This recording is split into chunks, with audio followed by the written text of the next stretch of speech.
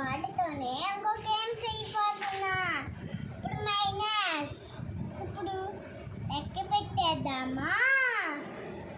1 2 3 4 5 6 7 8 9 9 ఇది లెక్క పెట్టేద్దాం. 1 2 3 4 5 6 7 ఉన్నాయి. 7 మైనస్ చేయాలి. 1 2 3 4 5 6 7 తీసేసాం.